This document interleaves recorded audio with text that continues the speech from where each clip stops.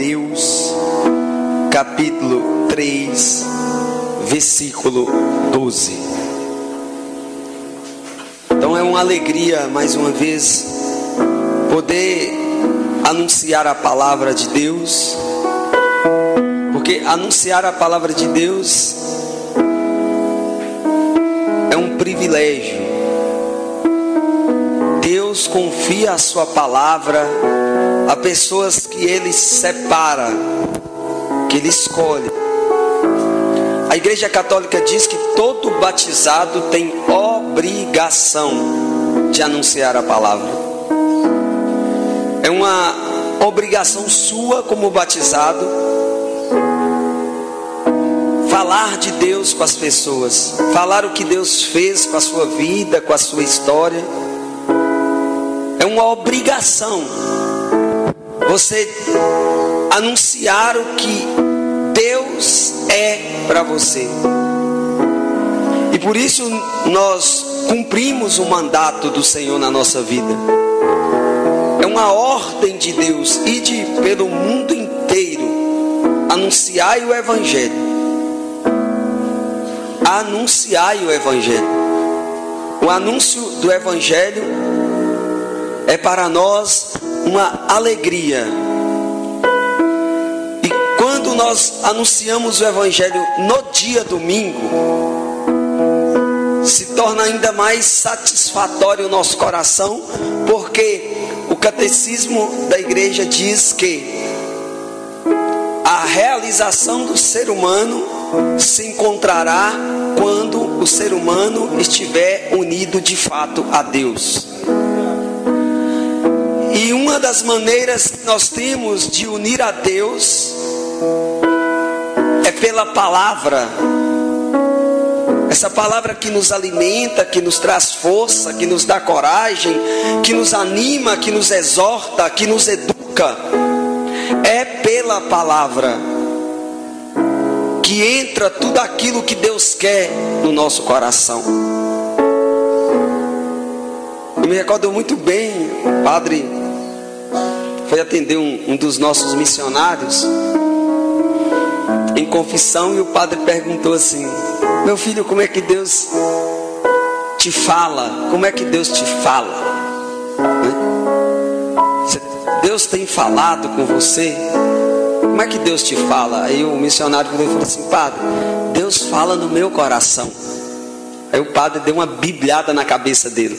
Assim: não, Deus não fala no coração, Deus fala é na palavra. Porque às vezes a pessoa tem preguiça de ler e fica falando que Deus fala no coração. Não tem tempo para ler as Sagradas Escrituras e fala que Deus fala no coração. Não, Deus sobretudo fala na palavra, porque se fosse para falar no coração, Ele não tinha deixado a Bíblia. Nós precisamos pegar o costume de ler as Sagradas Escrituras para que Deus fale conosco. E Ele falando conosco, nós também saberemos aonde ir, o que fazer, como fazer e na hora de fazer. O povo está um pouco perdido porque tem pegado poucas orientações com Jesus. Quando nós começamos no início da caminhada, a gente escutava Deus e Deus falava conosco e a gente já corria para fazer, porque assim nós aprendemos, né? Escutou, falou, você tem que fazer imediatamente. A gente não tinha o costume de perguntar para Deus que hora, que dia, é hoje, é agora. E se você vê nas Sagradas Escrituras, você percebe que quando Deus dá uma ordem, ou quando Ele vai executar uma ação, em momento nenhum das Sagradas Escrituras você vai ver Jesus correndo. Nos momentos mais difíceis para as pessoas,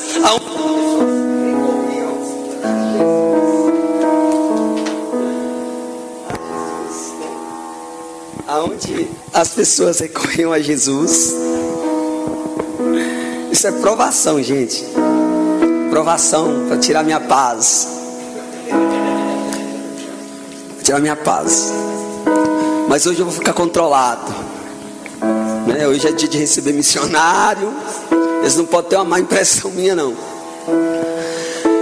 E em momento algum, em momentos mais difíceis, quando aquele oficial romano chega desesperado, né, pedindo Jesus para poder realizar um milagre, e Jesus falou assim: tá bom, vamos lá. Andou, foi andando. Se não bastasse, no meio do caminho ainda encontrou uma abençoada que há 12 anos corria sangue. E ele ainda parou para poder socorrer essa mulher. Se alguém de nós receber a notícia, Jean, já chega assim: corre ali que está passando mal, corre lá que aí vai morrer. E a primeira atitude nossa é sair correndo. Já Jesus não. Em todos os milagres que Jesus fez, para chegar até Lázaro, quando ele recebeu a notícia que Lázaro estava doente, ele levou aproximadamente 3-4 dias. E quando ele chegou lá, Lázaro já estava morto. Mas o tempo, o espaço, a ordem, isso não é problema para Deus, porque Ele é Deus. E mesmo que nós não consigamos chegar lá, Ele chegará. Porque nós ouvimos muito no nosso meio, inclusive eu dizia muito isso: a Deus me mandou em um lugar, eu não fui, a pessoa morreu, e eu vou ter que prestar conta daquela pessoa, porque a salvação dela dependia de eu estar lá. Ignorância humana. Ignorância humana. Pensar que a salvação de alguém depende do nosso falar, do nosso rezar, do nosso estar. Deus providenciará alguma maneira para salvar aquele indivíduo, mesmo que você não chegue lá, pela sua infidelidade. Porque é desejo de Deus salvar as pessoas. E a proposta desse retiro é isso. A proposta desse retiro, desde o início, é abrir a mente das pessoas, sobretudo você que está aqui, para fazer você entender o que está acontecendo à sua volta. Não humanamente falando, não naquilo que você pega, não naquilo que você já vê humanamente, não. Aprender a fazer uma leitura espiritual dos fatos. Aprender a fazer uma leitura espiritual daquilo que está à sua volta. Não ficar achando que é coincidência. Ah, é sorte. Ah, nossa, mas eu sou pessoa extremamente sorte. Bem na hora que eu estava, passou. Não. Nós que fomos separados para ser homens e mulheres espirituais, tudo tem um sentido espiritual, porque a palavra de Deus diz que não cai uma folha do pé de árvore se não for da vontade de Deus. Se você estiver passando debaixo de uma árvore aqui na fazenda, e naquele momento cai uma folha na sua frente, para e pergunta para Deus: o que você quer falar, Deus, comigo? Porque foi exatamente na hora que você passou, o minuto, o segundo. Não foi eu, não foi a outra pessoa, mas foi você. E aquela folha caiu na sua frente. E você simplesmente passou. Deus vive em todos os momentos da nossa vida, desde o acordar até ao dormir, tentando direcionar o povo a fazer a sua vontade, e o povo disperso, vivendo uma vida material, vivendo uma vida de consumismo, vivendo preocupado preocupado com o dia de amanhã, porque quem vive preocupado do dia de amanhã não tem tempo para analisar o que acontece hoje. E nós vamos se perdendo em meio às preocupações, porque quem ler as Sagradas Escrituras em Mateus capítulo 6 sabe do que eu estou dizendo, porque lá fala: não vos preocupeis com o dia de amanhã, porque o dia de amanhã já tem a sua preocupação. É Jesus que está falando aos discípulos, porque ele sabe que se a gente ficar focado no amanhã, a gente não vive o hoje como deve viver. O ser humano está vivendo o amanhã sem ter a certeza que o amanhã chega. Eu sempre digo para os meninos aqui em casa: olha, vamos no hoje. É no hoje. O hoje é nosso. O agora é nosso, na verdade. Porque tudo pertence a Deus. E olhando o contexto, como eu dizia ontem, do mundo, do Brasil, da minha cidade, da sua cidade, nós não podemos ficar de braços cruzados, gente. Nós precisamos nos formar. Nós precisamos estar por dentro dos fatos, e sobretudo naqueles fatos que ofendem a moral, ofende a verdade da única igreja verdadeira, que é a de Jesus Cristo, a igreja que nós congregamos, que é a Igreja Católica Apostólica Romana.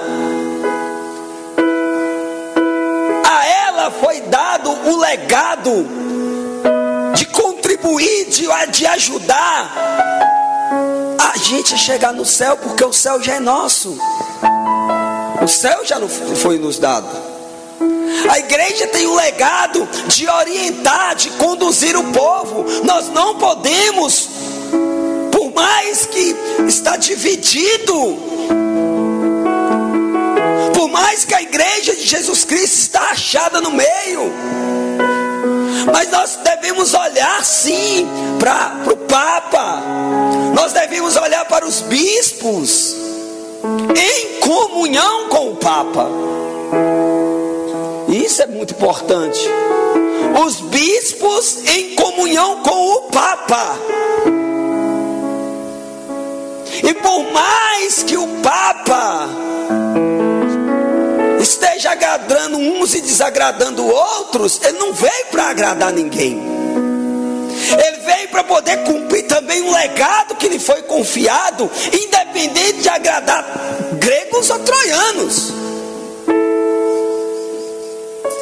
Engraçado, quando eu fui em Roma esse ano, alguém disse para mim assim: olha, o Papa Francisco,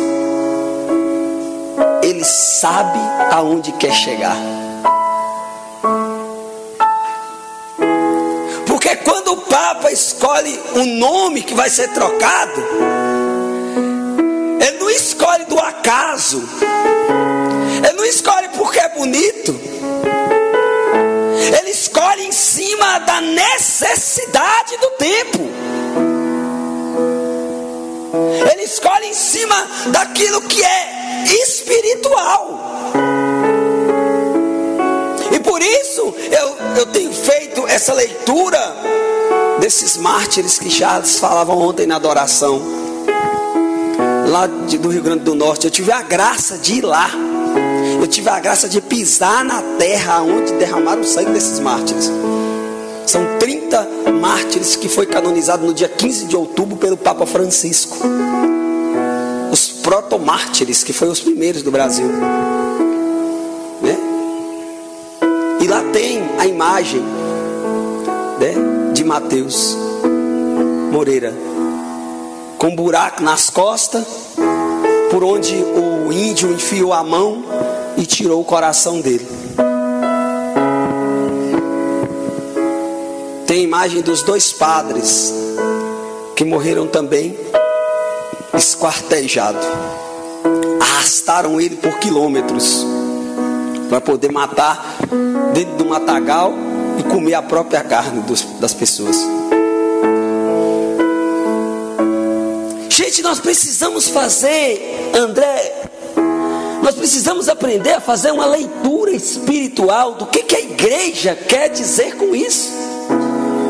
Meu Deus, eu fui lá, fiquei horas sentado na capela que tem lá dentro, e fiquei analisando assim, meu Deus, quando eu tive uma graça tão grande, porque quando nós chegamos lá, no final de semana que eu ia pregar lá, ia acontecer a primeira missa depois da canonização deles. E tinha um cardeal lá, né, Dom Cláudio Rumes, e os bispos lá da região, os padres. E no final leu-se a bula de canonização. E na explicação da bula, dizia assim que o Papa Francisco, analisando todo o caso, abriu mão de vários critérios que a igreja usaria para se dar a aprovação da canonização, para aprovar a canonização desses 30 mártires da igreja católica no Brasil. Gente, eu não tenho dúvida do que eu vou falar, e é uma coisa minha.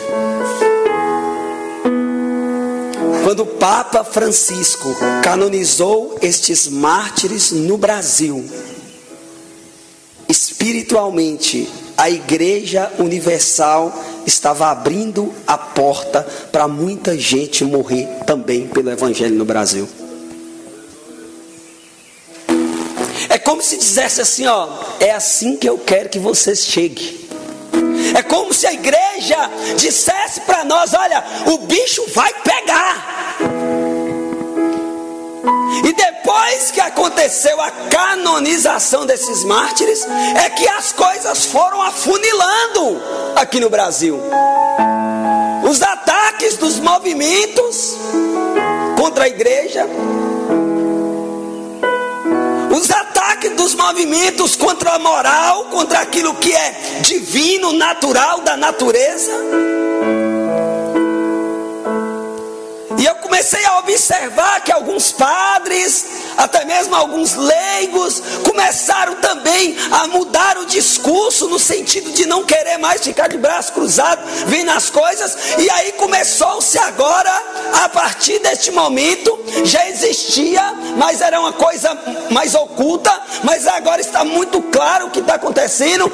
Existe agora um ataque e um contra-ataque, um ataque e um contra-ataque. Porque já não dá mais para a gente ficar só assistindo, porque o ataque já está chegando na porta da minha casa, o ataque já está chegando na porta da tua casa. E se nós, como homens que Deus confiou uma família, o catecismo é maravilhoso, porque o Papa está lá escrito, o homem tem a função de defender a sua família. Se alguém invadir sua casa para pegar seu filho, sua esposa, a igreja afirma, você pode matar, que você não comete pecado nenhum. Porque a função do homem da casa é proteger, é defender. E talvez por isso nós escutamos ontem na pregação de Charles dizendo que o profeta volta para casa. Porque se o inimigo chegar e não te achar dentro de casa, ele vai fazer uma bagunça, e a hora que você chegar já era.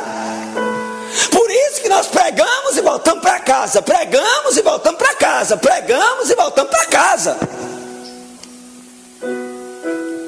Porque a última luta vai ser entre a família cristã e Satanás. Ele vai bater na porta da tua casa e você precisa estar com o olho aberto para reconhecê-lo. Você precisa estar com a sensibilidade no coração para entender que aquilo é uma ação do mal. Porque o diabo não vai chegar na tua porta de chifre, de rabo, parecendo ele mesmo. Ele vai muito bem disfarçado. Ele vai entrando pelas gretas que existem na nossa casa, pelas frestas da janela. E se nós não formos homens e mulheres espirituais, jamais nós descobriremos que é a ação do mal que atua na nossa casa. A gente começa a reclamar do marido, da esposa, dos filhos e coloca a culpa de todo mundo, menos no diabo. Nós precisamos abrir os nossos olhos, e Deus te trouxe aqui esse final de semana porque Ele quer preparar você para entender a ação do mal. Porque a ação do mal consiste em quê? A ação do mal consiste em quê? Em te afastar do Cristo. E como o mal vai te afastar do Cristo? Te afastando do sacramento da igreja. Você vai preferir viver amigado do que comungar o corpo de Cristo. Você vai brigar com uma pessoa dentro da igreja e vai se afastar da comunhão. Porque o diabo, ele é divisor, ele quer dividir, ele quer separar nós de Cristo.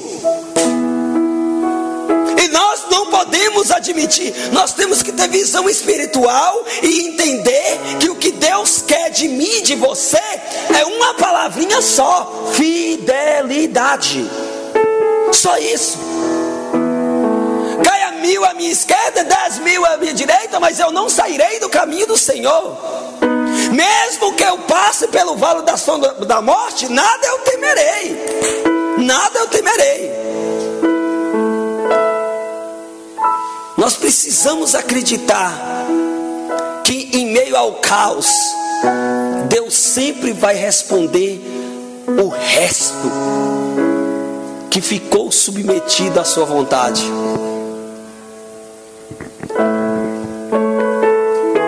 E eu entendi muito bem a dinâmica de Deus. A gente às vezes fica, vamos, vai ser a minoria. Vai ser reduzido o número daqueles que são fiel. Mas por que assim? Porque assim, quando a fidelidade da minoria prevalecer, a maioria vai reconhecer que foi Deus. Porque se fosse a maioria, aonde estaria a ação de Deus? Por isso que a gente entende o que aconteceu com Gedeão. Vai diminuindo? Não, é muito. Vai diminuindo? Não, é muito. Vai diminuindo?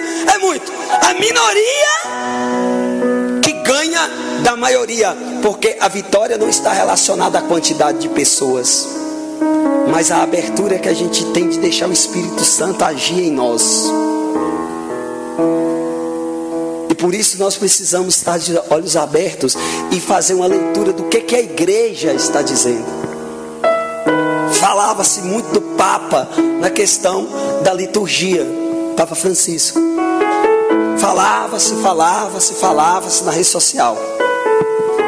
E de repente agora o Papa, inspirado por Deus, na ação do Espírito Santo, resolve fazer catequese sobre a missa. E aí as catequeses sobre a missa surpreendeu quem falava mal dele. Porque ele diz que a missa não é espetáculo. Ele diz que a missa não é celulares ao alto.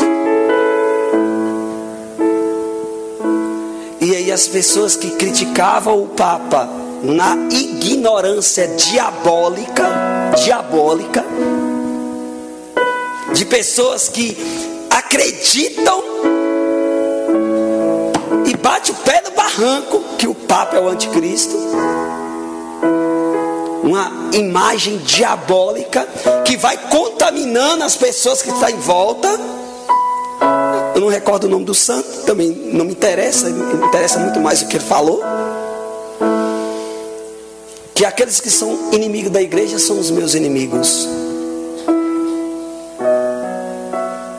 E uma vez nós tivemos a experiência aqui em casa de um casal que ia entrar para a comunidade, e na carta de vocacional de resposta de querer entrar, a gente faz uma pergunta: o que você acha do Papa? E aí eles responderam, o casal respondeu: Tanto ela como ele respondeu 2 folhas, embasado em frase de santo, e com toda a convicção do mundo, eles afirmavam que o Papa era o anticristo. E eu disse para ela: faz favor, entra aí na internet, procura alguma comunidade que não gosta do Papa e indica para eles, porque aqui em casa, de jeito nenhum. Eu digo para vocês, se o Papa pular no buraco, eu pulo atrás. Já eu não quero nem saber o que vai acontecer. Porque a fidelidade consiste em você permanecer naquilo que é próprio da igreja, a fidelidade, dia adiante, sem olhar nem para a esquerda e nem para a direita. Porque hoje nós estamos vivendo, e isso já foi dito aqui, e é bom repetir, pessoas que interpretam o evangelho, a doutrina, a liturgia a seu bel querer. Eles não estão nem aí. Pessoas que agridem outras pessoas por causa de liturgia. Pessoas que agridem outras pessoas por causa de doutrina. E mal sabe esse cabeça de bago que faz isso, que a liturgia, a doutrina só existe por causa do ser humano. Não é por causa de macaco, de boi, de mula. Tudo foi criado para o homem, para servir o homem. Nós precisamos zelar daquilo que Deus deu para nós, mas em momento algum nós podemos ofender a criação mais bela de Jesus Cristo, porque dentro da criação mais bela de Jesus Cristo existe uma alma, e o valor desta alma é maior do que a criação do mundo inteiro. Uma alma é uma estratégia diabólica colocar pessoas contra pessoas, por causa de filosofias. E a Bíblia diz que no final dos tempos será dentro de uma casa 2 para um lado e 3 para o outro, 3 para um lado e 2 para o outro lado. Porque quanto mais longe nós estivermos um do outro, mais fácil fica para o diabo nos manipular. Hebreus capítulo 3, versículo 12. Aquela introdução básica de 15 minutos. Né? Porque tem gente que gosta de chegar atrasada e a gente dá essa introdução básica para as pessoas não perder a pregação. Entendeu? Hebreus capítulo 3, versículo 12. Quem encontrou, diga amém. Amém. Vede, irmãos, que não haja entre vós quem tenha coração mau e infiel, que se afaste do Deus vivo. Exortai-vos antes uns aos outros, dia após dia, enquanto ainda se disser hoje, para que ninguém de vós se endureça, seduzido pelo pecado. Pois nos tornamos companheiros de Cristo, contanto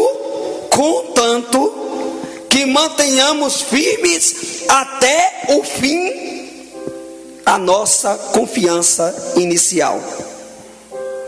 Quando se diz hoje, se lhe ouvirdes a voz, não endureçais vossos corações, como aconteceu na provocação.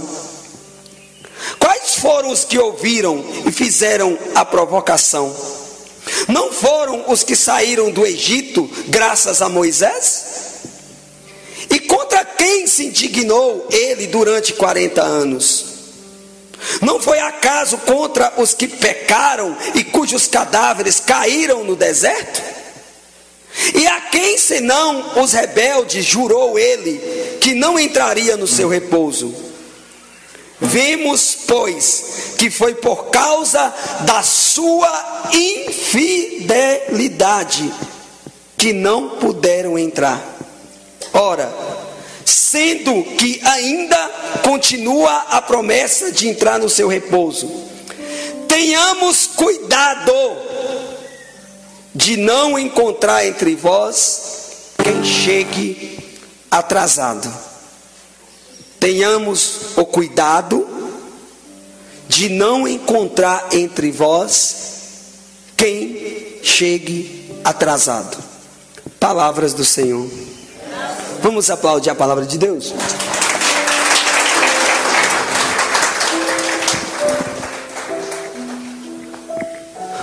A fidelidade é algo primordial para que a gente chegue ao final.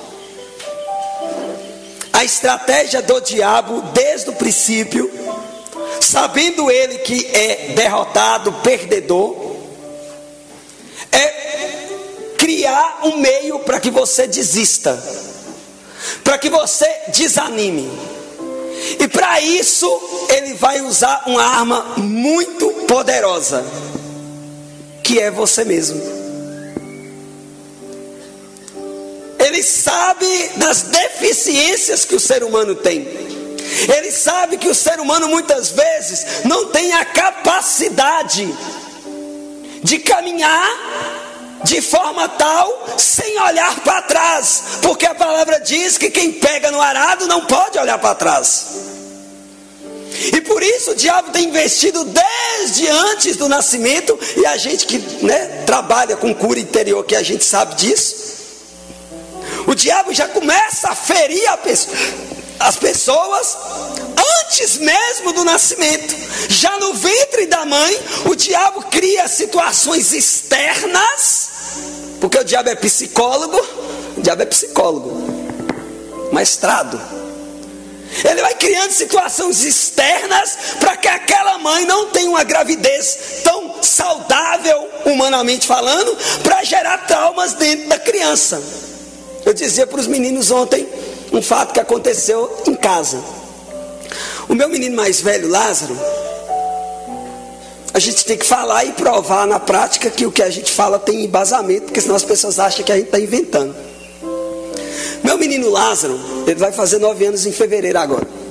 Quando Hélia ficou grávida de Lázaro, depois de 6 meses de casado, a gente não era da comunidade ainda, recém-casado, tinha ganhado os móveis da casa, o básico também, né?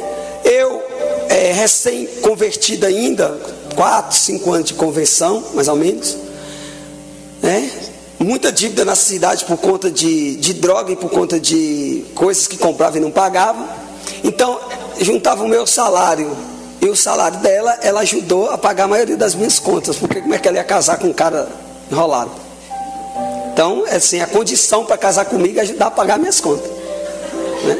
Tudo tem um preço. Tudo tem um preço.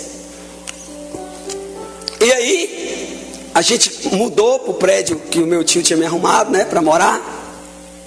E um dia a gente estava lá à noite, por volta de umas 7, 8 horas da noite, não sei, no meio de semana. Aí me veio um abençoado, um amigo nosso, bateu na porta. Aí abrimos, era a bênção. Boa noite, irmão, a paz de Jesus, paz de Jesus. Não, eu estava passando aqui, eu estava procurando negócio e lembrei que talvez você podia ter. Nós estávamos na sala assistindo televisão. E aí o cara falou assim: você não tem um espeto aí não? Nós estamos fazendo um churrasco ali. E você não tem um espeto não? Eu falei assim: cara, não tem, velho. Não tem nem móvel direito na casa, com mais espeto. Daí ele falou: então tá bom. Eu falei: Flamaria, o meu irmão deve ter. Ele costuma fazer churrasco na casa dele lá. Então tá bom, vou ver lá. Saiu. Quando ele saiu, ela estava grávida de Lázaro. E aí a boca dela encheu de água para ter um pedaço de carne. Na geladeira não tinha nada, quanto mais carne. Só tinha água. O filtro era novo, aquela água, aquele filtro que a água é nova, aquele gosto de barro. Não tinha dinheiro, porque o dinheiro que a gente adquiria era para pagar a conta. E era à noite, no meio de semana. Aonde que eu ia achar carne? Não tinha carne. E aí ela, vontade.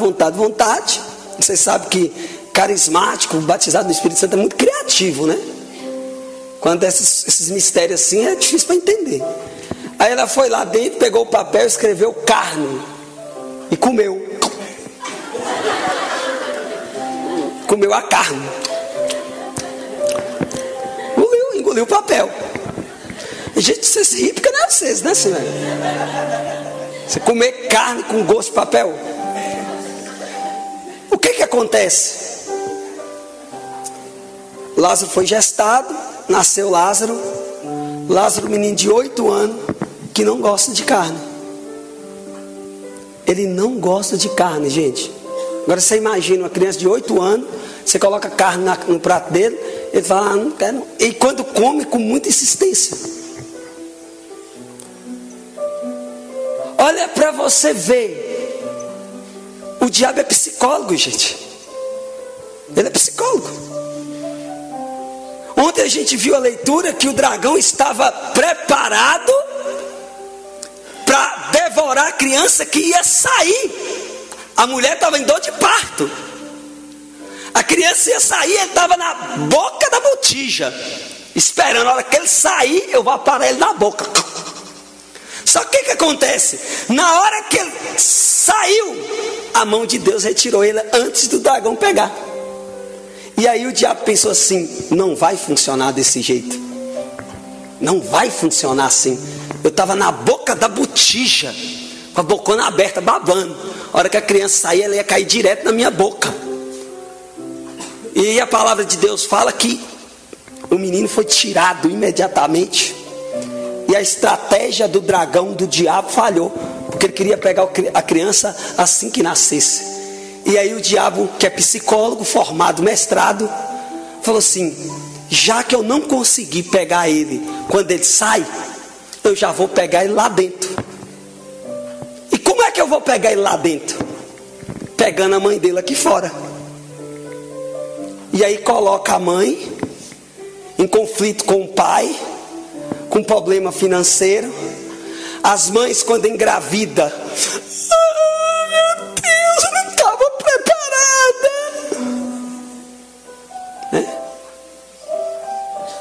Ou então não casasse. Não está preparada? Então não casasse. Ai, meu Deus, o que vai ser de mim agora? E aquela criança que já existe, ela é gestada como um problema. Já na barriga da mãe, a criança já é gestada como um problema. Por quê? Meu Deus, o que eu vou fazer agora? É um problema. E a criança nasce, é muito bem educada, não falta nada. E quando chega na pré-adolescência, na adolescência, aquilo que está guardado no consciente, inconsciente e subconsciente vem à tona e a criança não quer mais fazer nada dentro de casa e a voz da mãe irrita a criança. O diabo é psicólogo. Gente, presta atenção o que nós vamos aprofundar hoje, que é muito importante. Tanto para a sua família, para que você também passe para os outros. Porque o Papa João Paulo II, presta atenção na igreja, gente. Presta atenção na igreja. O Papa João Paulo II, em 30 de novembro de 1980, eu tinha 1 ano de idade, eu nasci em 1979. Ele escreveu uma encíclica que fala sobre a misericórdia. E nessa encíclica que fala da misericórdia do dia 30 de novembro de 1980, ele enumerou 3 motivos que estava causando e que iria causar mais ainda a crise na humanidade. Olha o Papa João Paulo II. Ele enumerou 3 motivos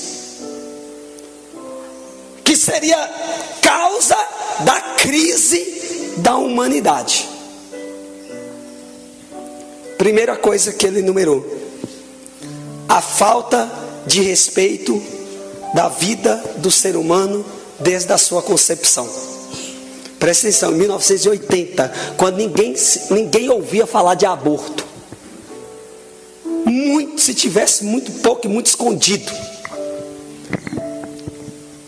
A falta de respeito com a criação, a falta de respeito com uma pessoa que não tem como se defender, a desvalorização da vida. Porque se salva um macaco, se salva uma baleia, se salva um cachorro na rua com os cachorrinhos, toda gracinha, os cachorrinhos. Nossa, se você matar aqueles filhotes de cachorro, você vai preso, e a gente investe em matar criança. Agora nas redes sociais aí, muita gente está vendo algo cabuloso. Uma mulher que caiu nas redes sociais aí e é famosíssima, e para variar é brasileira, que ela ajuda pessoas do mundo inteiro, mulheres do mundo inteiro, a abortar. Ela tem uma associação só para isso. E ela aparece nas redes sociais como, sabe, toda bonitona, assim, como se aquilo ali fosse o máximo. Como se aquilo ali fosse o tudo. Muito obrigado, meu assistente. E o Papa João Paulo já dizia: olha, um dos motivos para a crise da humanidade vai ser realmente essa falta de respeito pela vida desde a sua concepção. As mulheres que são católicas, que são vocês, que já são casadas e por ignorância não sabiam, que já ligaram ou que tomam método anticoncepcional, as mulheres que ainda não são casadas, que as que vão casar, elas já casam com o pensamento de não querer muito filho, porque vai dar trabalho.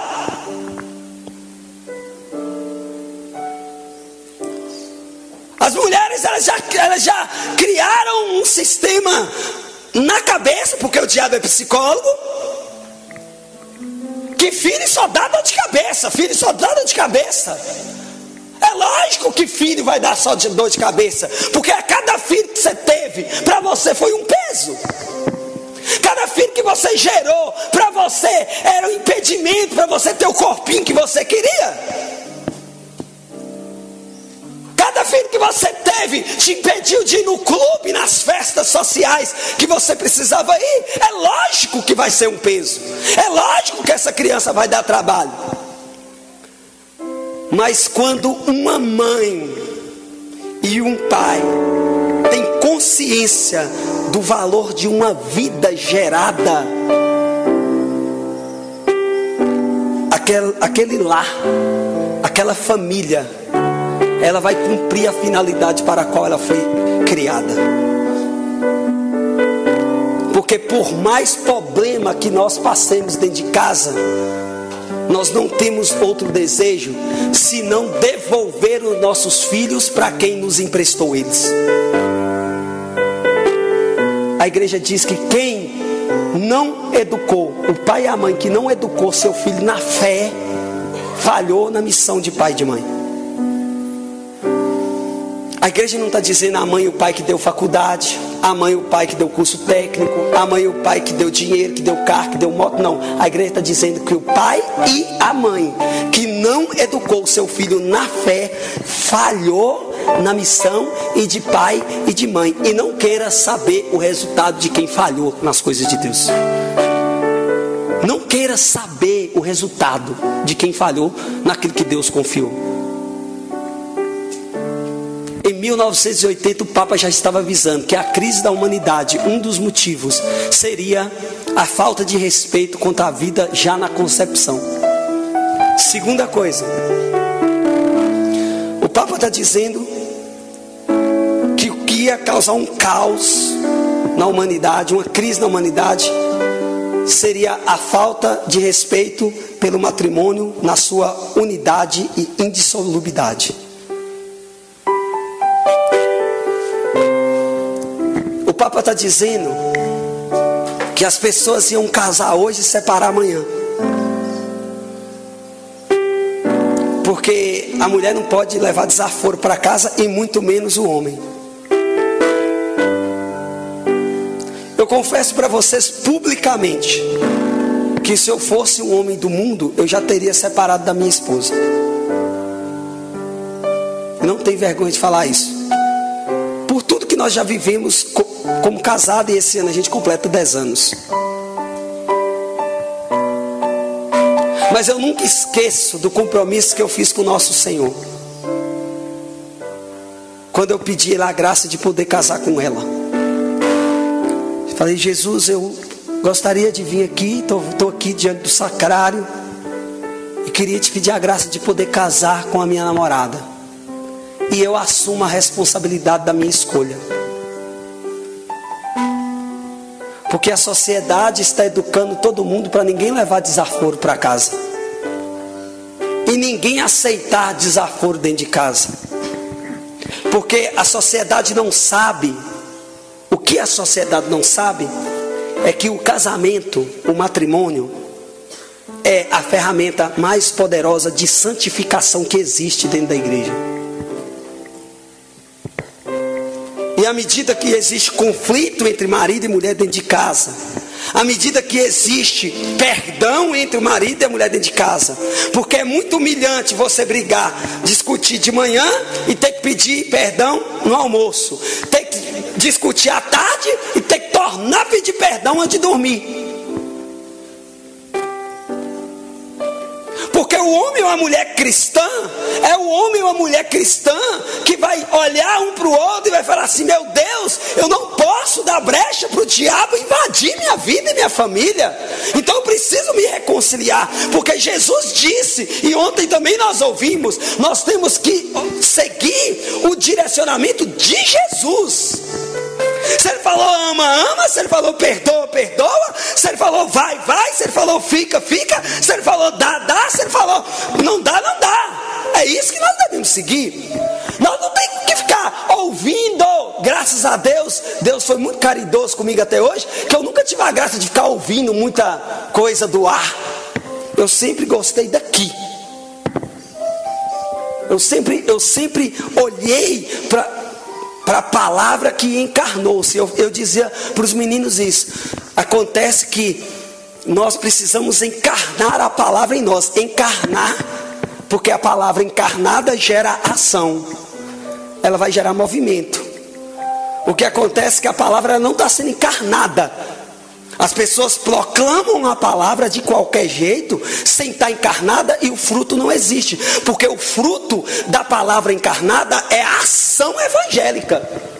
É isso que foi. A palavra se fez carne, encarnada. E aí Jesus começou a andar sobre a terra e começou a fazer as coisas que Ele gostaria que nós fizéssemos. E como ser humano, Ele mostrou todas as maneiras como que a gente tem que agir diante de um pecador, diante de uma prostituta, diante de uma mentira, diante de uma traição. Gente, o que me impressiona em Jesus é como Jesus não mudou em nada o relacionamento com Judas. Jesus sabia desde o início que Judas ia o trair. E em momento algum, da mesma maneira que Jesus pôs o pão na boca de todos, pôs na boca de Judas. Eu fico impressionado e fico falando: meu Deus, quando eu vou estar preparado para andar com a pessoa que vai me trair, sem eu mudar meu comportamento com ela?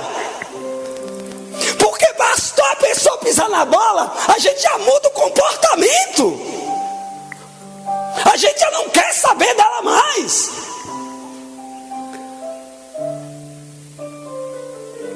Um dia eu ia viajar para o Rio de Janeiro, e eu estava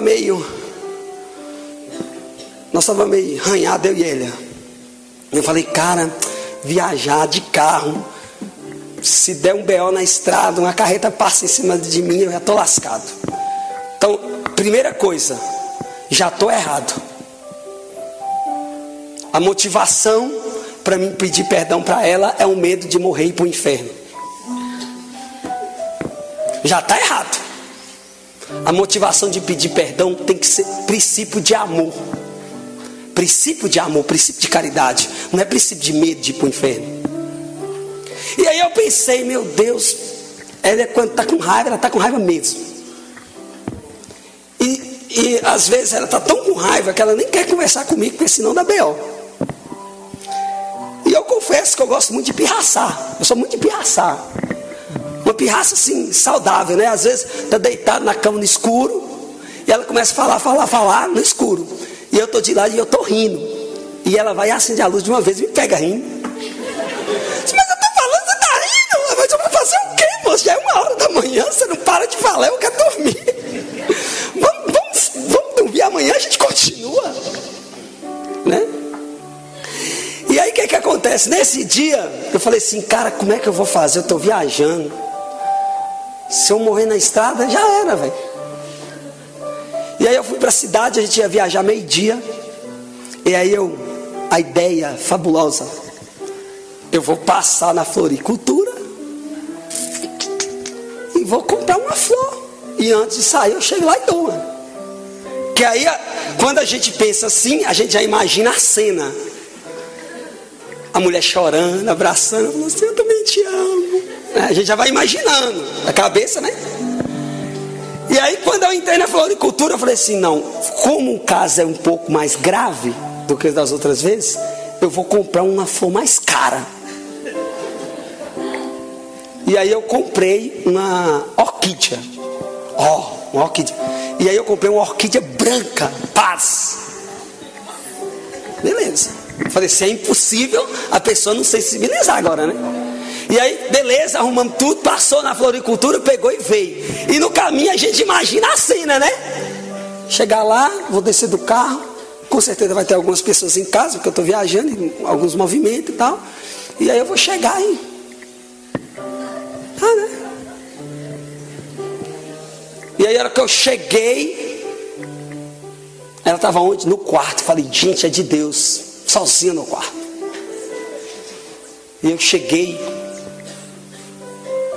Ela estava arrumando a roupa assim, ela ficou de pé, olhou. E eu entreguei, abracei e falei assim, você me perdoa. E eu esperei a lágrima, né? Aí a hora que eu falei, abracei, dei um beijo no rosto, falei, na testa. Falei, me perdoa. Ela, Gente, eu fiquei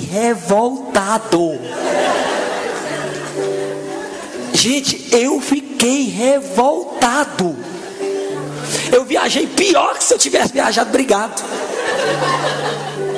Porque aí eu fui no carro pensando assim, meu Deus, ela não é convertida. Por que ela não chorou?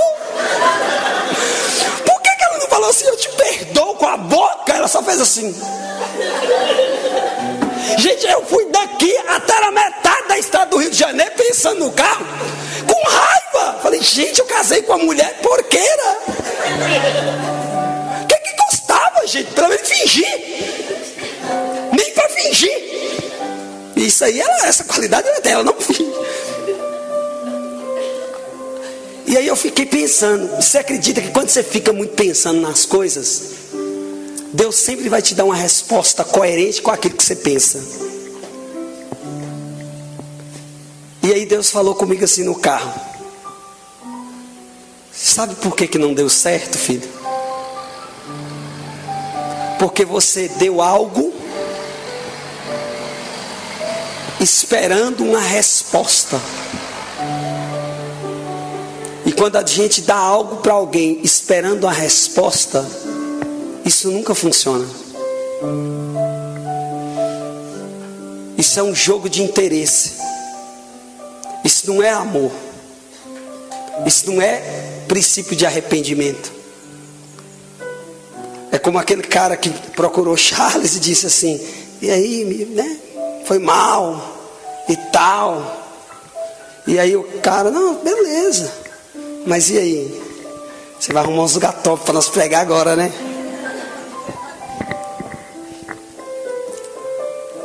Não funciona. A crise na humanidade, o Papa já tinha premeditado. Porque o Papa, gente, ele está rezando. O Papa João Paulo rezava 8 horas por dia. Ele está rezando e Deus dava uma visão espiritual para ele de tudo que ia acontecer na humanidade. E a função da igreja é antecipar os fatos. Gente, a função da igreja é nos alertar para o que há de vir. Não é a gente, né? Eu lembro do professor Felipe Aquino falando sobre o chip. Então não é chip para cá, chip para lá, chip para cá, chip para lá. E o professor Felipe Aquino, com muita sobriedade, falou assim: gente, vamos ficar de olho em Roma. Fica de olho em Roma. Vamos ficar de olho em Roma. A igreja, ela sempre se antecipa ao anticristo. Ela sempre vai se antecipar à ação do mal, porque senão ela será destruída. E a promessa bíblica é que as portas do inferno não vão prevalecer sobre a igreja. Então ela sempre vai antecipando. Só que a igreja se antecipa e nós já não prestamos mais atenção no que ela fala. Entra no ouvido e sai no outro. A igreja se antecipa para nos alertar um fato. Olha na onde ficou 1980, gente. Eu tinha 1 ano de idade e agora eu estou usando uma encíclica do Papa de 30 de novembro de 1980 para falar de uma coisa que está acontecendo. Se nós lá, as pessoas, eu com 1 ano não ia fazer nada, mas se as pessoas que tivessem dentro da igreja tivesse pegado essa encíclica e mergulhado nela, talvez a igreja estava melhor preparada para enfrentar hoje as coisas que estão acontecendo, gente.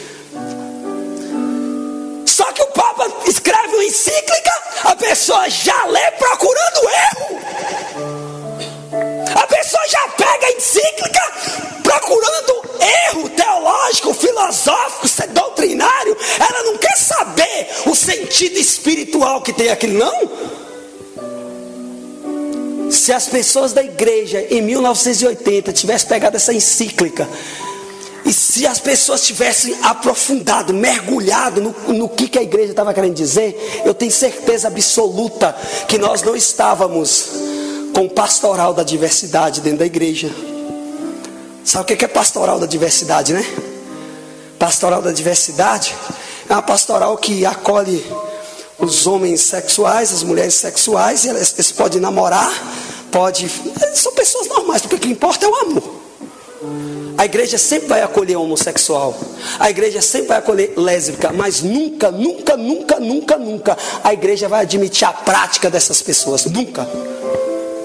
Se elas quiserem vir, se elas quiserem entrar, se elas quiserem participar, sejam bem-vindas, mas nunca com a prática. É pastoral da diversidade. É pessoas que colocam drag queen para poder pregar a palavra na igreja. A igreja, gente, desculpa, a igreja, ela não está preparada para lidar com o que está acontecendo. Ela não está preparada, sobretudo nas lideranças. Ela não está preparada para lidar com o que está acontecendo, porque para se pronunciar sobre um fato, fica catando palavra para não ofender. A igreja nunca ofende ninguém, a igreja direciona. Se o direcionamento da igreja te ofendeu, sabe o que você tem que fazer? Mudar de conduta. A igreja não quer pegar você e jogar no inferno. Bah! A igreja não quer pegar você e amarrar e colocar fogo em você, não. A igreja quer te conduzir ao céu. Porque a palavra do Senhor diz: mesmo que você ganhe o mundo inteiro Primeiro, de nada adianta se você perder a própria alma. Primeiro, o aborto. Segundo, a desvalorização do matrimônio. A pessoa casa sem sentido, sem saber. E aqui eu quero fazer uma observação. Os cursos de noivo muito mal preparados. As pessoas começam a criar coisas próprias para dar curso de noivo. Não usa o catecismo, não usa as encíclicas, sobretudo a consórcios familiares, que fala sobre a família. Fica enchendo linguiça nas reuniões.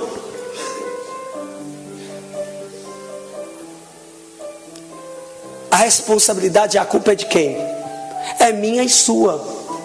Que fica criticando e não assume uma pastoral para poder dar devidamente a catequese.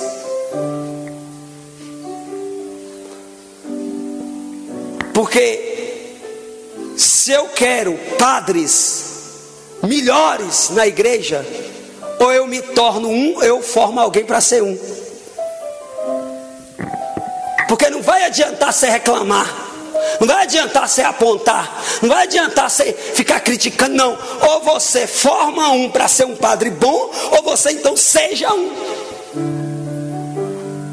Porque da mesma forma que essas instituições secretas estão infiltrando dentro da igreja para destruir elas de dentro para fora, nós também temos que pôr santo de dentro para fora. Não é ficar aqui de fora tentando salvar lá dentro, não. Não, nós temos que formar um povo santo, um povo bem preparado, um povo bem disposto, um povo fiel, que vai entrar lá dentro e que não vai se corromper, e que mesmo misturado com a lama, não vai se sujar. Jean, mas tem como fazer isso? Tem. Basta você olhar a história. Quando Deus olhou para a terra e decidiu destruir tudo, porque a terra estava um caos, a terra estava uma putaria. Ele já tinha decidido, e ele já decidiu e voltou aqui e foi lá conversar com Jesus e com o Espírito Santo numa reunião, porque eles tomam a decisão tudo junto, e falou assim: olha, eu vim aqui comunicar a vocês que eu decidi, eu arrependi de criar o ser humano e eu vou destruir ele, porque não dá mais. Olha a putaria que está lá embaixo. E aí Jesus e o Espírito Santo conversou com Deus, falou assim: Deus, é o seguinte, o Senhor é Deus, princípio de justiça, dá mais uma olhadinha lá embaixo, de repente você encontra alguém, custa nada. E aí depois de muita conversa, Deus falou: então tá bom, nós vamos fazer o seguinte, eu vou voltar lá, vou dar mais uma olhada, mas de lá mesmo, se eu não encontrar lá mesmo, eu vou acabar com todo mundo. E diz a história que quando Deus voltou para olhar, ele encontrou uma pessoa que se chamava Noé. O interessante é que quando o livro do Gênesis vai narrar a história de Adão e Eva, de Caim e Abel, sempre vai citando descendências, né? Descendência disso, descendência daquilo. Fulano é descendente de Ciclano, Ciclano é descendente de Ciclano. Quando a Bíblia vai narrar Noé, ele não fala de descendência, ele fala de homem justo.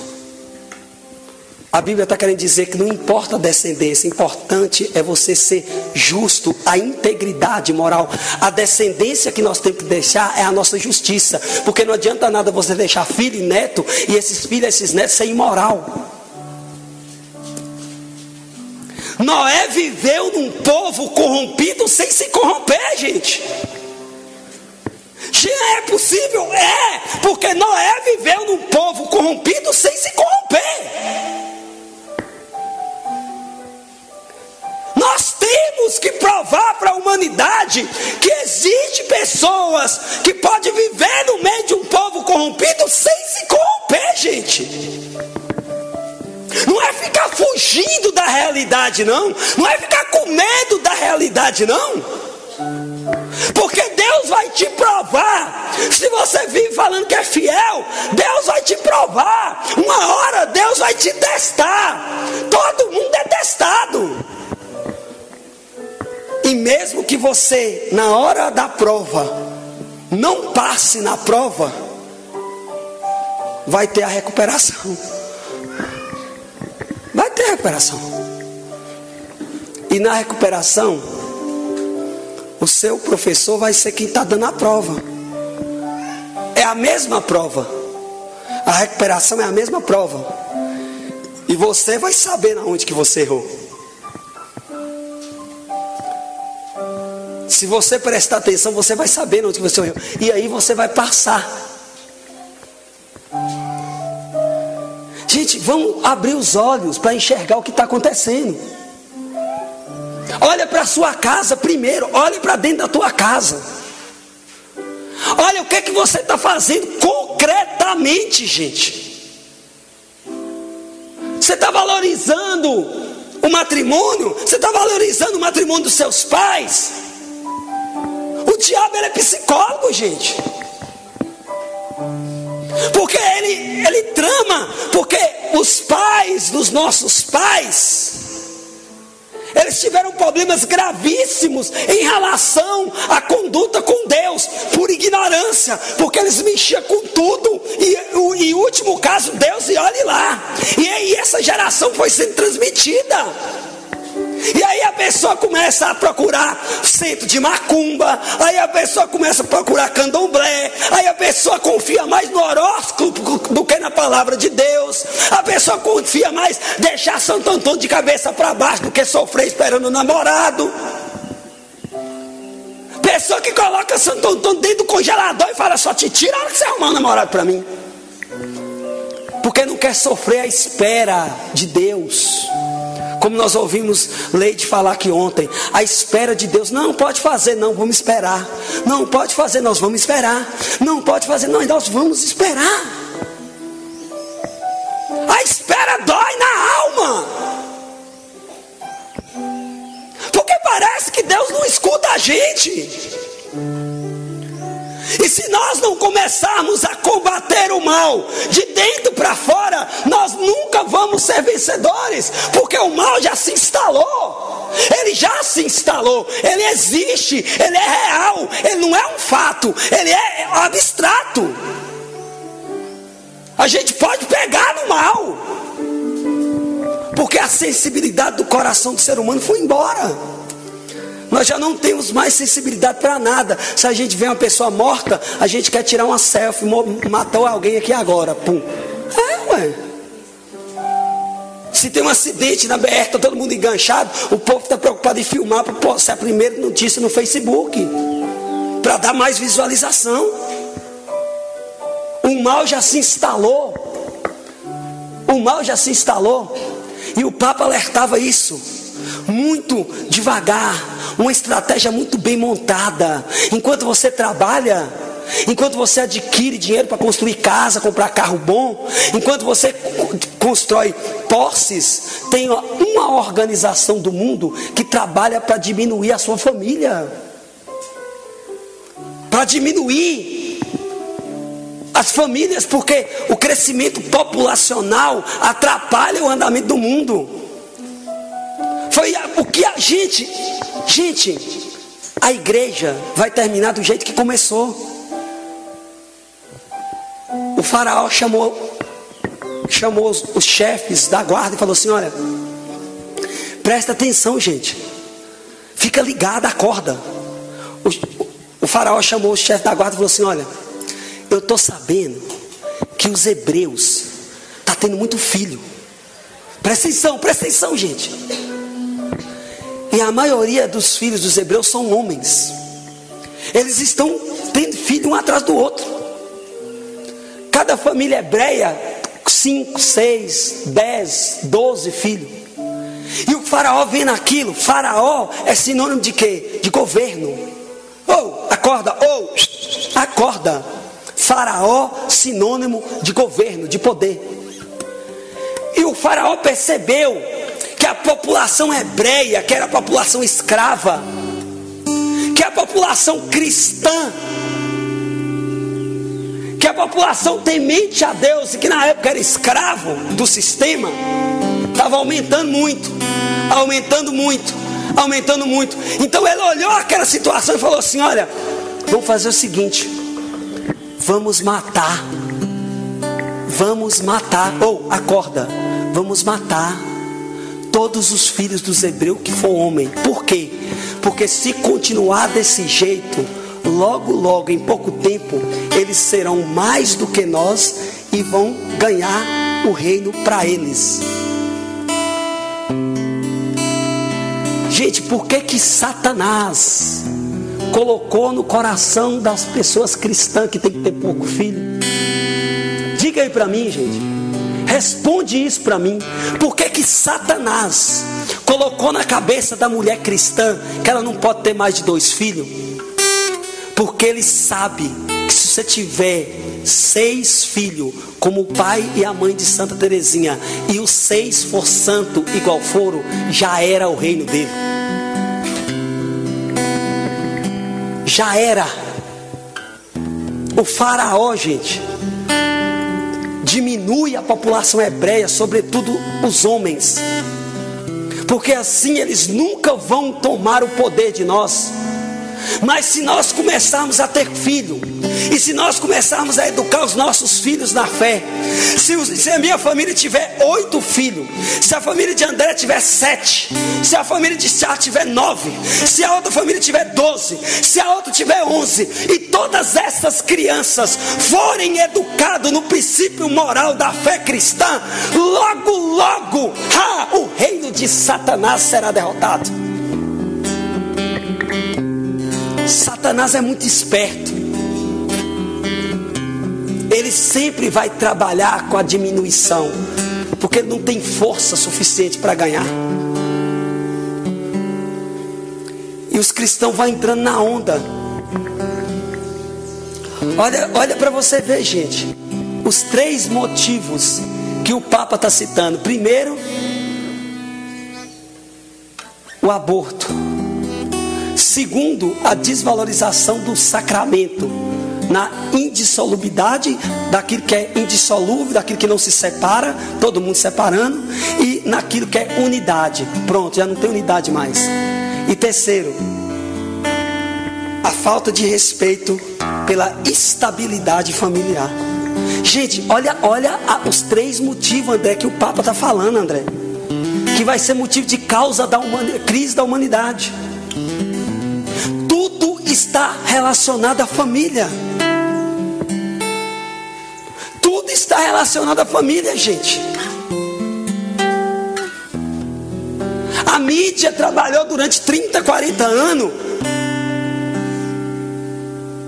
O Chaves no SBT, os desenhos da Disney, trabalhou durante anos e anos para convencer a gente que família não precisa ter pai e mãe, que família pode ser feita de qualquer jeito, porque tio Patinhas era tio do sobrinho que não tinha pai nem mãe, porque Chaves, o Chaves, que é um desenho que todo mundo ria, seu Madruga não tinha mulher, morava com Chiquinha, a bruxa do 71, que era bruxa, era solteira, porque a mulher de professor Girafales era amigada com a mulher que não tinha marido, o marido morreu e que morava com o Nhonho, com Kiko. Chaves era um menino de rua que não tinha pai nem mãe, então não tem família. Não tem família, gente. Aí você vê o Tom e Jerry, que o gato apanha do rato, ensinando seu filho pequenininho a te dar um murro na cara porque o pequeno ganha do grande. E aí a gente vê um tal de Pica-Pau que fica rindo da cara dos outros, apronta, nunca perde e fica rindo da cara dos outros sempre no final do episódio. E a gente acha tudo muito divertido. Ai, é tão bom esse desenho porque eu deixo meu filho aí, e aí eu vou poder fazer o que eu quero. Porque você está isentando da responsabilidade de poder ficar dizendo não para o seu filho muitas vezes ao dia, porque você não tem paciência com ele. O que você tem paciência é de colocar dinheiro na tua conta. os 3 motivos que o Papa citou em 1980, que ia ser causa da crise da humanidade, está relacionado à família. E nós estamos de braço cruzado. E Deus te trouxe aqui para você que não é casado, você pensar bem antes de casar e se casar. Seja um casal diferente. E você que já é casada, você está viva, você está vivo. E existe um tempo ainda para se poder mudar de postura dentro da tua casa. Porque tudo isso gerou como consequência esses 3 motivos, né? O ataque da vida desde a concepção, o ataque da família, do sacramento do matrimônio, com coisa que o que Deus uniu, o homem pode separar. E a instabilidade familiar tem como consequência o quê? Quais são as consequências desses 3 motivos da crise da humanidade que vai gerar consequência? Primeiro, a falta de compromisso com a palavra de Deus. Acabou. Já que a pessoa mata no ventre, já que a pessoa acha que pode casar e separar a qualquer hora, porque casamento a gente casa e descasa com qualquer um, já que a minha família não tem estabilidade nenhuma, gera no meu coração que eu não preciso ter compromisso com a palavra de Deus. Para que compromisso com a palavra de Deus? Se toda vez que eu leio ela está falando contrário do que eu estou fazendo. Se toda vez que eu leio ela, eu estou fazendo contrário e me incomoda, então já que me incomoda, eu não vou ler mais. Eu vou ler o quê? Eu vou ler um livro de autoajuda, motivacional. Porque eu preciso ficar abraçado a uma árvore, porque a árvore me dá energia suficiente para viver. A moda que a gente vê hoje aí nos adolescentes, um pedaço de pedra amarrado aqui no pescoço, com coisa que aquela pedra significa alguma coisa. Porque não tem vergonha de colocar um pedaço de pedra amarrado, mas tem vergonha de colocar um crucifixo.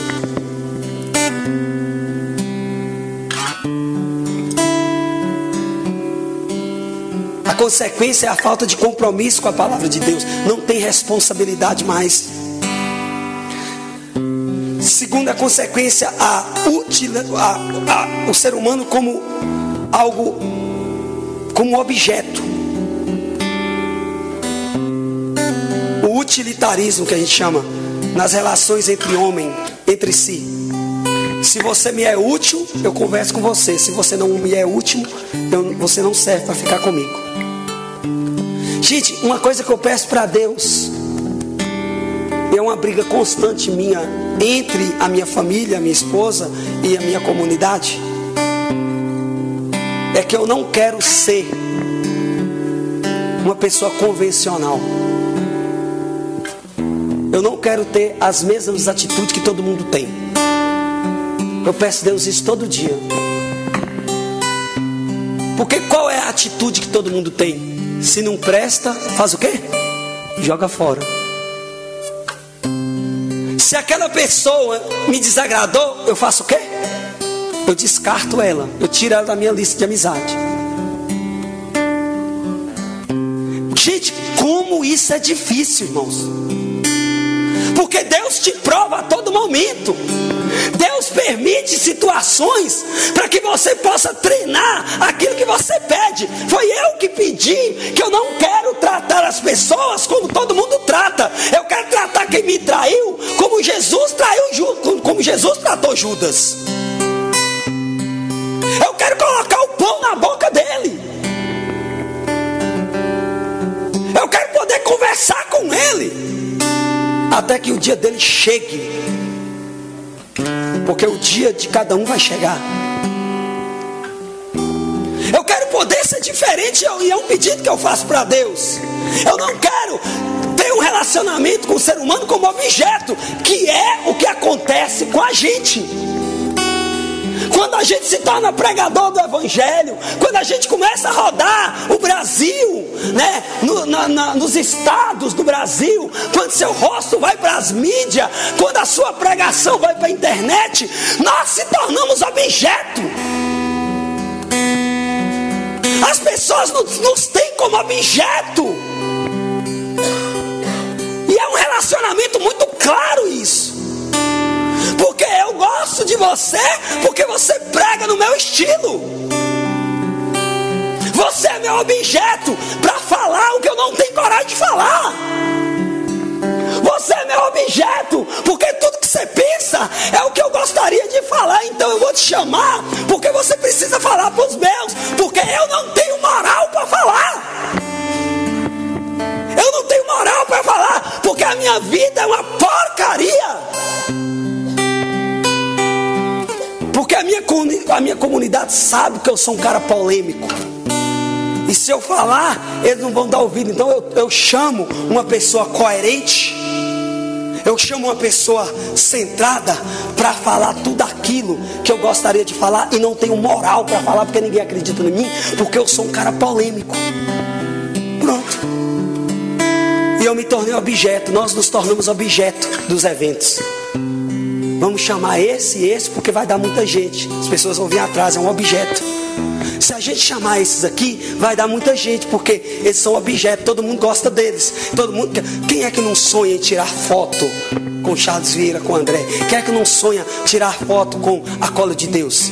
Quem é que não sonha tirar foto com Gil Mota? Quem é que não sonha tirar foto com Jorjão da Kairos? Então eu vou trazer eles, porque eles são um objeto. Um objeto. E a consequência, essa consequência dos motivos da crise, que são o aborto, que são a desvalorização do matrimônio e da família, ela está ligada diretamente com o nosso ministério. Porque nós somos família. E hoje a quantidade de pregadores que são pais, a quantidade de pregadoras que são mães, homens que têm a responsabilidade de administrar uma comunidade como essa, que tem problemas em cima de problemas e ainda dá conta da família.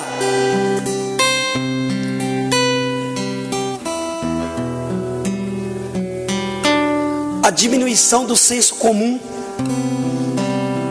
Cada um para si. Cada um só pensa no lucro. Se não dá muito para mim, eu não junto com você. Tem que dar muito, tem que dar mais do que eu ganho. Não foi assim que aconteceu? Se não der mais do que eu ganho, eu não posso estar com vocês. Foi desse jeito que aconteceu com a gente. Se não dá, se o evento, se o projeto que vocês estão fazendo não der mais do que eu ganho sozinho, irmão, você desculpa, vai me atrapalhar. Não tem a noção do senso comum, que a presença da pessoa vai deixar de ajudar ele, mas vai ajudar 11, vai ajudar 10. Eu deixo de ser ajudado para ajudar 10. Isso é princípio bíblico, isso é princípio evangélico. Há mais alegria em dar do que receber. Há mais alegria em dar do que receber. E aí eu vou perdendo essa sensibilidade do senso comum, aonde cada um tem que pegar o lucro todo para ele, porque a minha comunidade precisa, porque o meu grupo de oração precisa, porque ninguém quer abrir mão do evento para que o outro evento faça sucesso. Não, eu aproveito aquele evento para fazer do meu evento sucesso.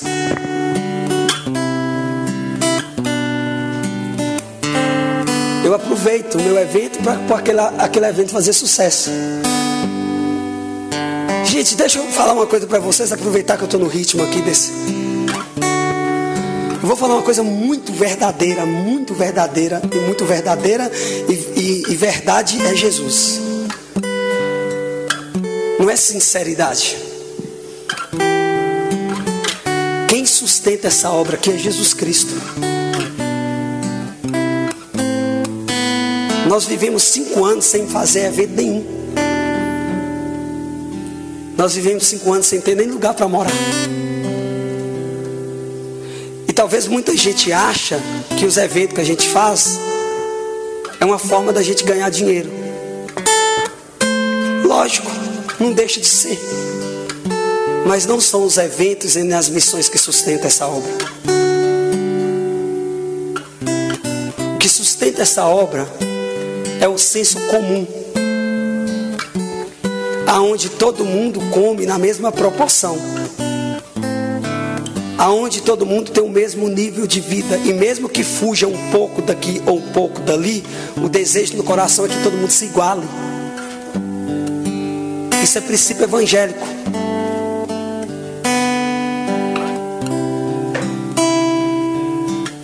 O que faz a gente adquirir intimidade. E ontem foi muito bom.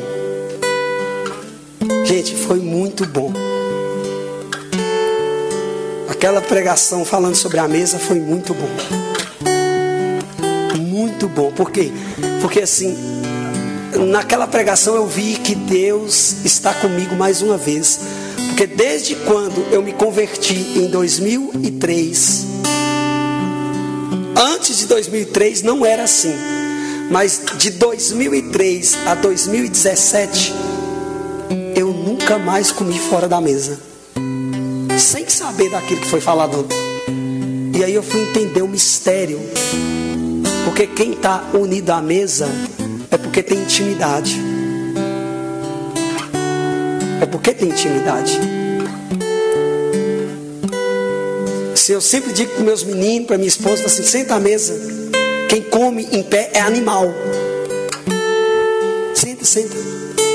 Eu sempre tive esse incômodo no coração, sem saber. Mas não precisa a gente saber, porque Deus sabe de tudo. Porque talvez o acesso à informação é um pouco ainda restrito, mas Deus sempre vai mandar na hora certa aquilo que a gente precisa adquirir para poder sobreviver no mundo espiritual. E o senso comum perdeu. E por fim, a consequência desses 3 motivos da crise da humanidade foi a perda do sacrificar-se. Ninguém quer sacrificar para poder manter o casamento até o final. Tem mulher sobrando, tem homem sobrando. Eu vou ficar aguentando desaforo? Eu vou procurar alguém.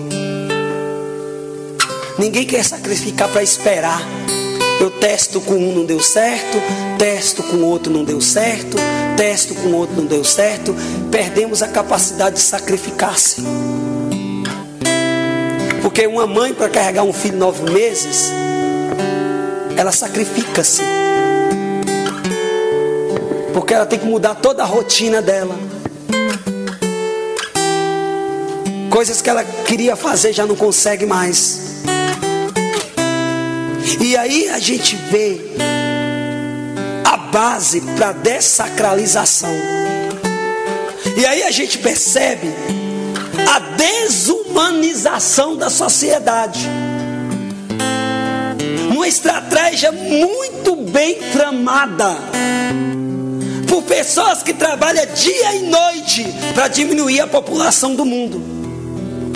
Porque se eu diminuir a população do mundo, é mais fácil para me manipular. Lembra do faraó?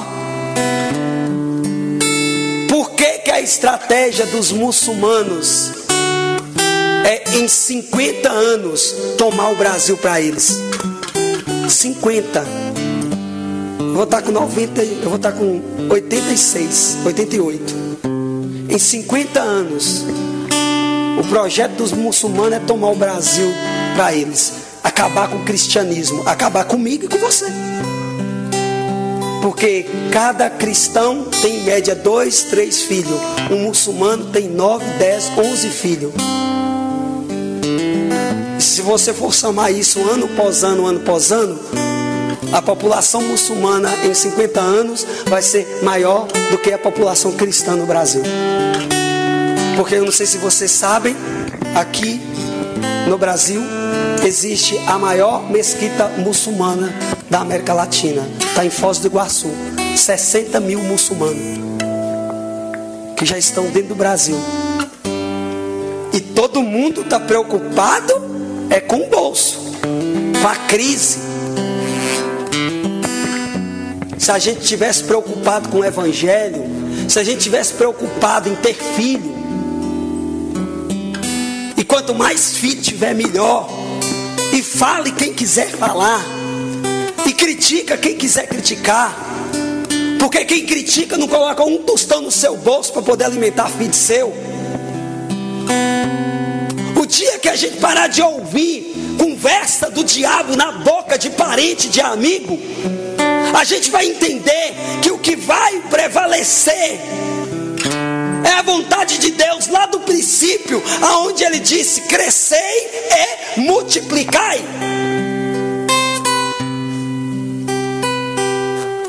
Sabe o que é planejamento familiar? Muita gente fala de planejamento familiar dentro da igreja. Gente, planejamento familiar é você planejar ter 15 filhos e educar tudo na fé. Isso aí que é planejamento familiar para mim. Eu vou ter o tanto de filho que Deus quiser e eu vou educar todos na fé. Isso é um planejamento familiar. Planejamento familiar no âmbito espiritual. Eu não estou falando de âmbito carnal. Eu estou falando do âmbito espiritual. Quando a igreja fala de planejamento familiar, ela está dizendo: você se programa para dar Deus para os seus filhos. Você se programa para dar Eucaristia para os seus filhos. E ontem achei muito bonito Lázaro hoje de manhã. Ele está com um problema de saúde e o médico está querendo fazer uma cirurgia dele, né? Para tirar as amígdalas. E eu sou do princípio que tudo é de Deus, né? Tudo que é natural, tudo que vem é para a glória de Deus. E quando ela, minha esposa, falou sobre isso, eu falei assim: eu, por mim, não faço cirurgia. Eu quero ser fiel até o final. E vamos ver o que vai dar. E aí eu pensando nisso, e ontem eu rezando aqui na adoração, e ontem à noite, quando eu fui dormir, eu pus a mão, como eu sempre faço todas as noites, eu rezei por um, rezei por outro. Quando eu fui rezar palavras, eu pedi a Deus, falei: Deus, cura meu filho. Cura meu filho, Jesus. O Senhor que já usou minha mão, minha boca para proclamar tanta cura e libertação, cura meu filho. Gente, hoje de manhã, quando Lázaro acordou hoje de manhã, ele acordou meio tossindo um pouco, falou assim: pai, a minha tosse melhorou. Ontem eu rezei pedindo Jesus para me curar. Muito bem, meu filho, muito bem. Eu falei assim: promete para Jesus que se Ele te curar, você vai dar um testemunho. Eu falei assim: pai, eu não vou prometer nada. Ele não é como nós, né? Eu não vou prometer nada. Eu já pedi para Ele me curar. Planejamento familiar é você planejar, ensinar seu filho que tudo provém de Deus. O poder, a honra, a glória, a majestade, a soberania, tudo vem de Deus. Nós fomos no acampamento radical em Porteirinha. E aí, o pessoal tinha que ir embora e ficou eu e Tainá lá. E aí me chamaram para poder ajudar lá nas provas. Só lama. E eu levei Lázaro e Estevão na primeira missão deles. E aí a gente ia tudo sujo de lama e água e o povo na lama. E esses dois meninos me importunando atrás de mim: pai, deixa, que hora que é nós? Que hora que é nós? E nós era num domingo, não tinha levado roupa. Do jeito que estava, aí o tênis já estava sujo, a sandália já estava suja de lama. E eles iam correndo atrás e eu motivando o povo a subir, a saltar, a passar de baixo. E eu falava: vai, vai. E os meninos importunando, meus dois meninos importunando: pai, que hora que é nós? Eu falei: moço, calma. Vamos aqui, vamos. E vai. Aí, pai, que hora que é nós? Eu falei: moço, pelo amor de Deus. Eu já te falei, deixa diminuir as pessoas que eu vou, vocês vão.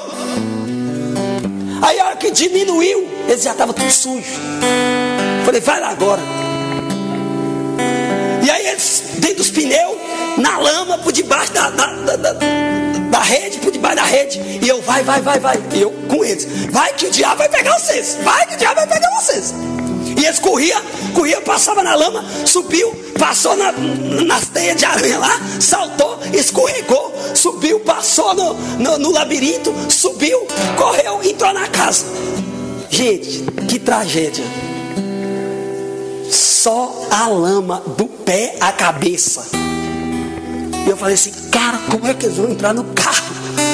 Não tem uma toalha, não tem roupa, não tem nada. Assim, gente. Aí fui conduzir o momento final lá.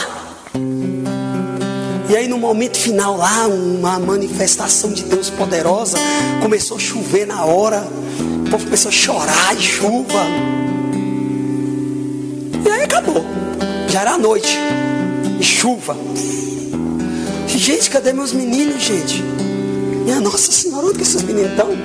Aí procurando. Nem vi meus meninos aí. Já tá lá dentro do carro. Dentro do carro! Você é doido? Não, mas eles estão lá pelados. Gente. Não, alguém arrumou uma toalha para eles. Eles estão lá, tremendo lá. Gente, agora. Mas o que me chamou a atenção não foi isso. Tainá, que é a filha de Jorgião da Cairós, disse assim: Jean, vem cá. Fala, Tainá. Aquele menino lourinho, baixinho assim, é seu filho? Eu falei assim: Lázaro? É Lázaro. Jean, aquele menino me converteu. Porque ela não foi no circuito. Ela ficou pro lado de fora vendo. E a hora que terminou tudo, ela disse que Lázaro, saindo do circuito, encontrou com ela. E Lázaro falou assim: por que você está limpa? Ela falou assim: porque eu não quis participar. Por que você não quis participar? Ela falou assim: porque eu não queria me sujar. E aí Lázaro virou para ela e falou assim: mas o importante é o céu.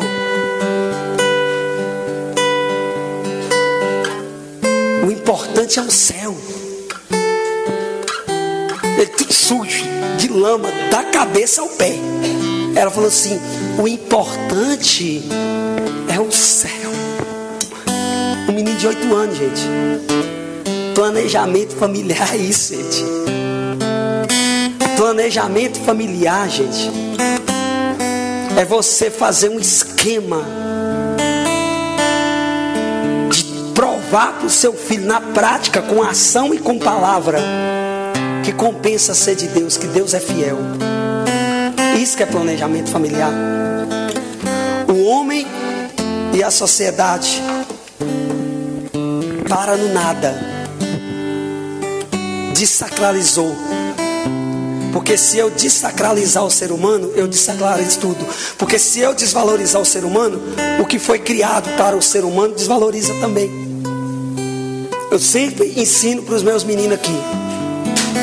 Sempre ensino para eles. Não existe altar. Escuta o que eu estou te falando. Não existe altar. Não existe objeto litúrgico nenhum. Não existe sacrário que tenha mais valor do que um ser humano. Não tem.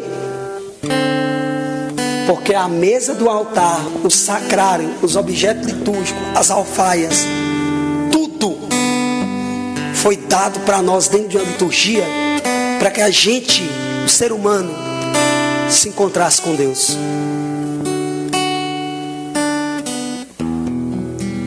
A gente precisa abrir os olhos.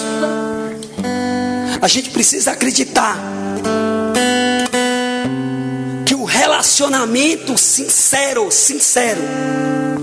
é que vai salvar a humanidade. O relacionamento entre eu e você, um relacionamento de Deus, onde a gente tem a preocupação de salvar as almas, de salvar as pessoas do pecado, de tirar as pessoas do pecado, de dizer para elas que compensa. Olha, um dia eu conversando com a minha irmã lá em Bauru, que minha irmã é de igreja protestante, ela estava passando por sérios problemas, sério. E aí eu fui lá, e eu nunca quis conversar com ela sobre esse assunto, mas nesse dia eu sentei com ela e falei assim: Bárbara, minha filha,